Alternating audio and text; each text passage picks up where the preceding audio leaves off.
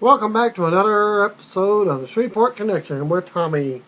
Okay, this episode is going to be about NXT superstars and breaking news that Kaval was released from his WWE contract this week. So, and he's already got a match scheduled with another company, and his opponent is going to be Amazing Red. Okay, Superstars happened Thursday night. The first match was Zack Ryder versus David Hart Smith. Second match was Yoshi Tatsu versus Yoshi Tatsu tag teaming with Darren Young versus the Usos. And your main event was Lady Cool versus Kelly and Beth Phoenix. Okay, match number one, Zack Ryder versus David Hart Smith. The match ended up with a Ryder stopped with a headbutt. Smith misses a drop down elbow, delivered a suplex, follows it up with a belly to belly suplex, a scoop slam for Smith. It gets a 2 count. He tries for a leg drop, but Ryder moves away. Ryder attempts a Rough Rider leg lariat, but he too misses. Smith then nails a Saito suplex for the win. Then they show an NXT recap. Not much. Okay, match number 2, Yoshi and Darren Young versus Usos. Jay takes early control with some right hands on Young. Young lands his own pair of punches. Tatsu tags in, where he lands several kicks to Jay. Jimmy is now in. He executes a scoop slam. He strikes a flying headbutt. Jay tags in, and he applies a tight side headlock. Tatsu reverses a back suplex into a pin cover, but only gets a 2 count. Tatsu hits an enziguri as both men tag out. Young uses a belly suplex to get a pin on Jimmy, but Jimmy kicks out. Blind tag by Jay allows the Uso brothers to hit the Ali Uso elevated Samoan drop for the victory. They go to commercial, come back, Raw Rebound is shown, focusing on John Cena's interaction with Vicky Guerrero. Recap video leads into the SmackDown Rebound as well. Team Lay Cool makes their way to the ring, and they are in the main event. And they are going up against Kelly and Beth Phoenix. McCool gets dropped by a shoulder tackle by Phoenix. McCool yells and tags out to Layla. Cool is playing the fact that they were put through a table at TLC. Phoenix lands a slingshot suplex. Layla is thrown through the ropes into McCool. Kelly knocks them both down by hitting a baseball slide through the legs of Beth Phoenix. And they go to commercial. We're back to see McCool receive a tilt-the-world takeover by Kelly. McCool gains control by nailing a side belly-to-belly suplex. Layla is in. She hits a snapmare on Kelly. Layla Irish whips Kelly into the corner and tags in McCool. Kelly slaps McCool, but McCool quickly takes back control. Then tags out to Layla. Layla goes for a second rope leg drop, but misses. Kelly tags in. Phoenix, who lands clotheslines, reverse elbows on Layla. Phoenix goes for the glam slam, but instead uses Layla to take the full brunt of a stiff big kick by McCool. Phoenix knocks down McCool, then delivers a glam slam on Layla for the 1, 2, 3. And then they replay the finish and show Kelly and Beth celebrating the ring. Okay, on with the... There's some comments that was stated by several other different people. Okay. WWE releasing Kaval, whose real name is Brandon Silvestri, yesterday came as a surprise to a number of higher-ups with the company, and continued talk is that it was more of his decision to leave. As noted earlier, the company appeared to have made a decision where they didn't have big plans for his character, even though he won NXT one season, and since they didn't have plans for his character, it led to frustration on his end.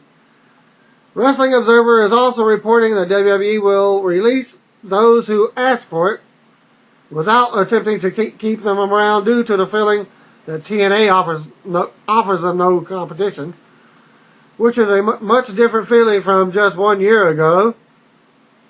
He will return to the indie scene quite quickly under his low-key moniker.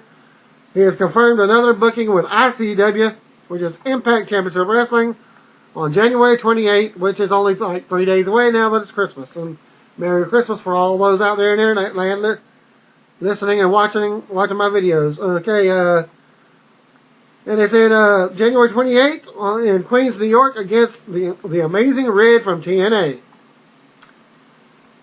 A lot of people are unhappy about it. Okay, these are quotes from several wrestlers on Twitter and also some announcers. Okay, John Cena says, C-Nation behind as always. I guess WWE has released Kaval. I have no clue, but this close to holiday will probably mean this is pretty serious business.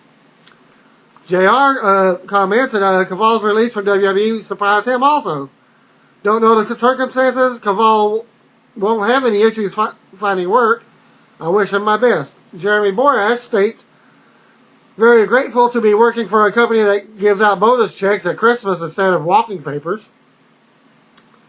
Shelton Benjamin comments and says, I guess my question is, would you rather see him as a jobber for WWE or in the indie feds with a phenom that he has been? Even Hurricane Helm says, you gotta be effing kidding. Charlie Haas is quoted by saying, also took to Twitter to comment on Kaval's release from WWE Today, which was actually yesterday, calling the organization classless. He wrote, sorry to hear the news of Kaval being released, especially before Christmas. What a gift. Shows how classless WWE is. Low key, you're better off. Anyways, Kaval is one of the best talents in the world. No doubt he will prevail elsewhere. Much respect and we love him.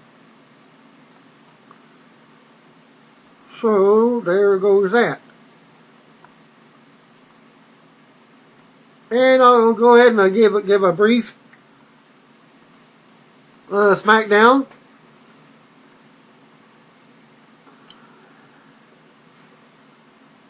Okay, SmackDown was in San Antonio on Friday night. There was a replay on Friday night. They actually did their show on Tuesday this week, live broadcast.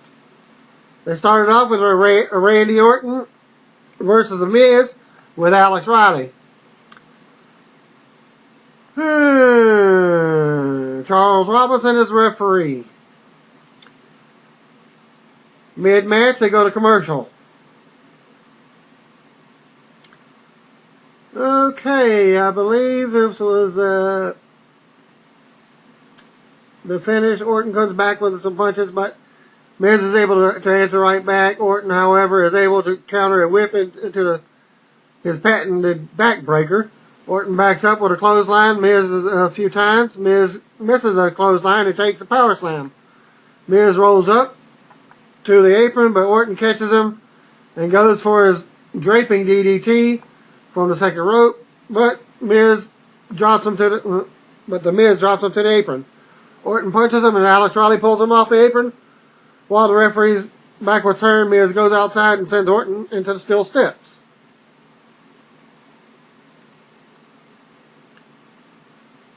Wow. They didn't finish this report. Anyways, it was a DQ during the match with the interference from Alex Riley, who then, after the match, Orton RKO's him again. Then you go to commercial break. After that, then they show backstage Big Show and Rosa Mendez. Big Show is dressed as Santa Claus, and Rosa's in her little Santa's helper outfit. Hornswoggle is dressed in a bag, walking up a Christmas bag walking backstage. And they come out to in their costumes, throwing out gifts to the crowd. The ring is decorated with a red carpet, a Christmas tree, stockings, and some cookies. Santa shows he sits down on a chair and it collapses under his weight. Santa show gives a ho ho ho and grabs a book, which is all he does is read a poem. Hornswoggle sets up another chair, and this one survives him sitting down.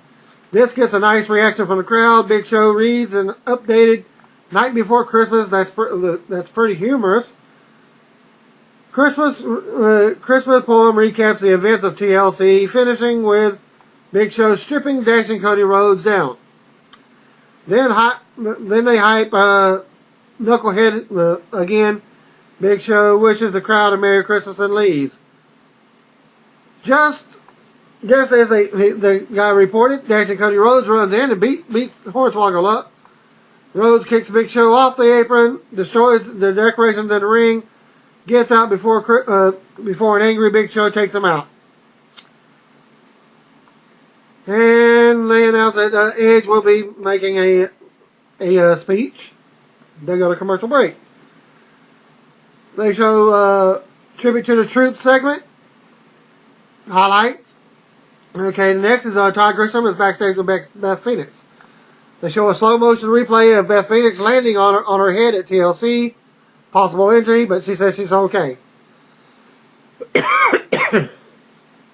Beth reminds him that he's dating Tamina, but Santino says that Santino comes out and let's see. Beth says he's okay. Santino wants a kiss, and Kozlov holds some mistletoe under their heads. Beth reminds him that he's dating Tamina, but Santino says that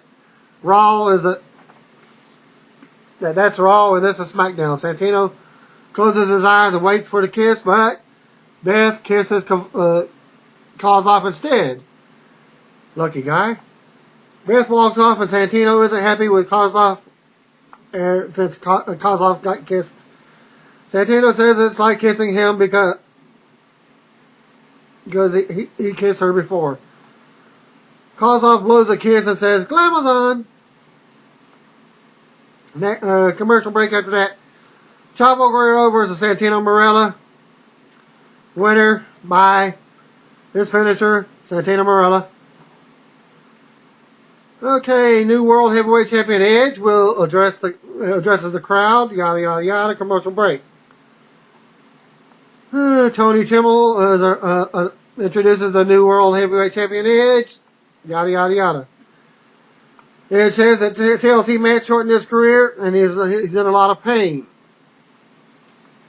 Cut to the BS. Kane comes out. Since SmackDown's live, let's cut to the chase. Let's have a match right here and now. Kane versus Edge for the title. But changes his mind. Tonight we'll see Alberto Del Rio team up with Jack Swagger to take on Rey Mysterio and Kofi Kingston. Squash match with Drew McIntyre defeating Kaval was next. Okay, I'll cut. Ricardo Rodriguez introduces Alberto Del Rio for his tag team match. He'll be tag teaming with Jack Swagger to take on Rey Mysterio and Kofi. I'm just going to cut to the end. Not much time left in this video. Winner of the match, Kofi Kingston and Rey Mysterio. Swagger went for the gut-wrench powerbomb, but Mysterio got out of it. Hits wheelbarrow arm drag. Mysterio drops Del Rio into position next to Swagger. Mysterio hits a 619 on Swagger. Rio gets away, but Kingston quickly takes him out. Kingston hits the Trouble in Paradise on Swagger, and Mysterio finishes him off with the springboard splash for the win. Ziggler versus John Cena, and Ziggler and Vicky lost to John Cena. And that was your show. Thanks for watching, and see my other videos. Peace out. Merry Christmas.